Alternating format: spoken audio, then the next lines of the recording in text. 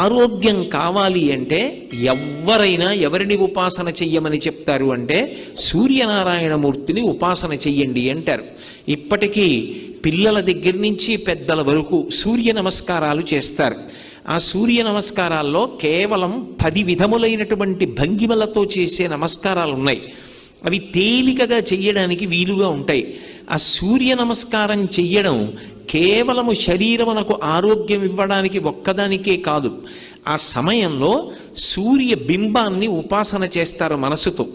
ఆ ఉపాసన చేసిన కారణం చేత దృష్టి నిలబెట్టడం కూడా అలవాటు అవుతుంది. దృష్టిని కేంద్రీకరించడం, ఒక విషయాన్ని పరిశీలిస్తున్నప్పుడు, ఒక విషయాన్ని చదువుతున్నప్పుడు, ఒక విషయాన్ని వ్రాస్తున్నప్పుడు దృష్టిని దాని మీదే కేంద్రీకరించగలిగినటువంటి శక్తి దేని వలన ఉత్పన్నమవుతుంది అంటే కేవలముగా ఆ సూర్య నమస్కారముల యందు